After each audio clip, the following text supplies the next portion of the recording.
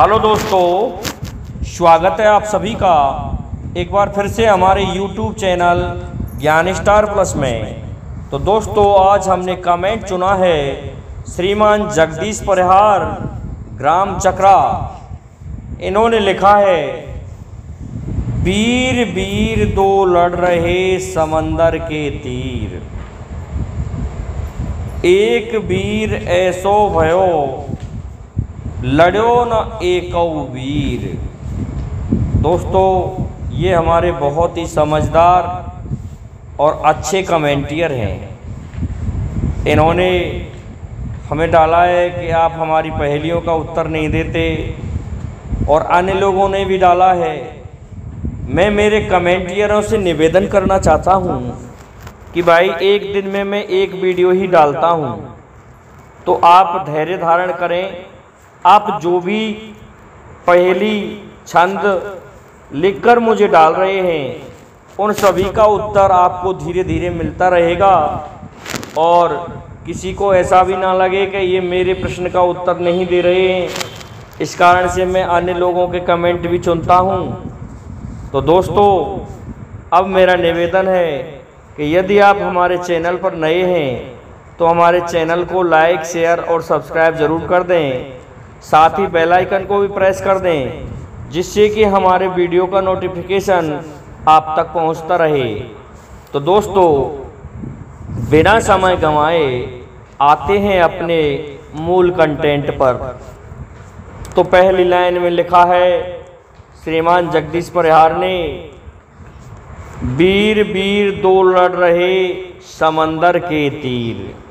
तो दोस्तों, बात उस समय की है, ये प्रसंग उस समय का है जब भगवान राम ने लंका पर चढ़ाई की, और उसमें बहुत से योद्धा रावण के मारे जा चुके थे।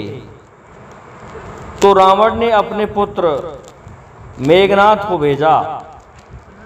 मेघनाथ दोस्तों ऐसा योद्धा था कि वो चाहे तो स्वयं मर भी सकता था, और मर कर के भी वापस प्राणों को अपने शरीर में ला सकता था।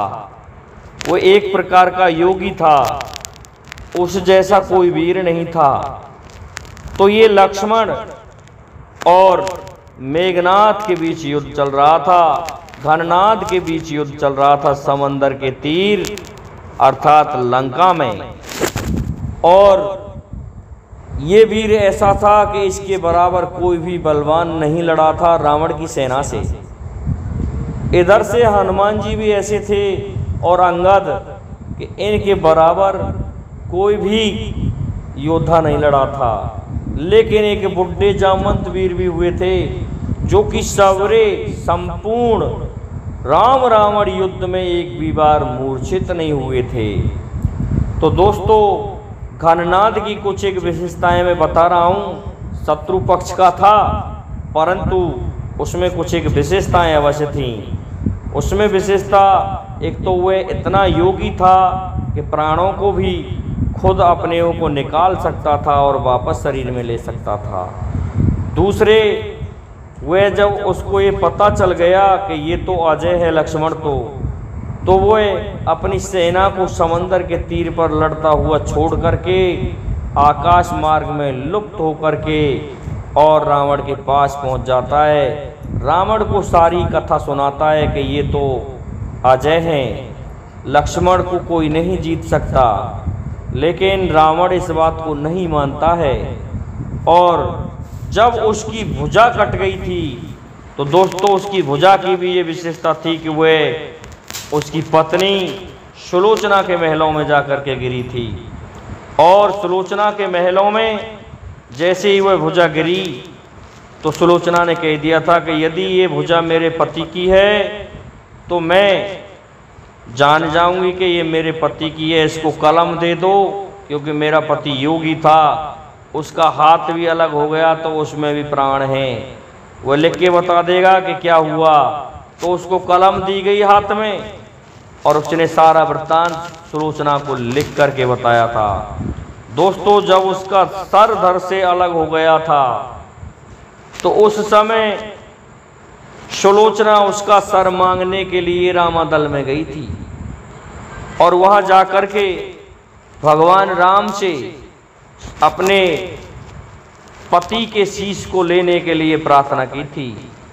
तो भगवान राम ने भी हंस करके कहा था कि ठीक है, आप अपने पति का शीश ले जाओ, लेकिन हम कैसे जानेंगे, क्योंकि हमारे पास तो लाखों योद्धाओं के शीश पड़े हुए हैं, इनमें से ये वास्तव में तुम्हारे ही पति का शीश था, हम ये कैसे जान पाएंगे।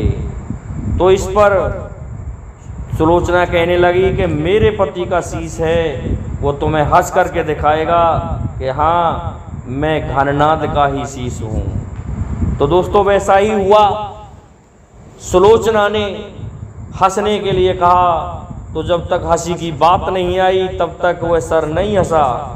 लेकिन जब सुलोचना ने ये कहा था कि मुझे क्या पता था, मैं मेरे पिता को इस युद्ध में सहायता के लिए बुलवा लेती, तो इस पर वो हंस जाते हैं और हंस करके कहते हैं कि भाई सुलोचना, मैं घननाद का ही शीश हूँ और तुम्हें नहीं पता कि मुझे तुम्हारे पिता ने ही मारा है, तुम्हारे पिताजी ने ही मारा है। क्योंकि दोस्तों लक्ष्मण जी जो थे वो शेषनाग के ही अवतार थे और शेषनाग जी को ये कन्याएं भगवान शिव ने जा कर के दी थी। जब भगवान शिव एक बार तपस्या कर रहे थे तो उस समय उनके नेत्रों से 2 अग्नि प्रकट हुई थी, जिनमें से एक सुलोचना बनी थी और दूसरी सुनैना बनी थी। तो दोस्तों उन दोनों कन्याओं को भगवान शिव ने शेषनाग के लिए दे दिया था और ये रावण का पुत्र मेघनाथ जो था वह समुद्र के पर विहार करने के लिए गया था, समुद्र के किनारे पर, और विहार करते हुए इसने शेषनाग की कन्या को सुलोचना को देख लिया और वहीं से इसने अपहरण कर लिया था सुलोचना का। तो इस बात पर वह शीश हंसने लगा था। तो मैं समझता हूँ श्रीमान जगदीश परिहार जी कि ये एक वीर ऐसा हुआ था राक्षस कुल में कि इसके बराबर कोई नहीं लड़ा था। इसके ही कारण रावण ने ख्याति प्राप्त की थी। इधर दूसरा वीर कहें जो कभी मूर्छित ही नहीं हुआ तो वह जामवंत वीर था, और अन्य वीरों में कहें कि उनके बल का ही कोई पार नहीं था तो हनुमान जी थे। तो वीर वीर लड़ रहे समंदर के तीर, एक वीर ऐसो होयो जो लड़ो न एको वीर। दोस्तों इस तरह से ये कथा प्रसंग आज इसी स्थान पर समाप्त होता है। मैं समझता हूँ दोस्तों आपकी समझ में इस पहेली का उत्तर आ गया होगा और हमारा ये वीडियो अवश्य ही अच्छा लगा होगा।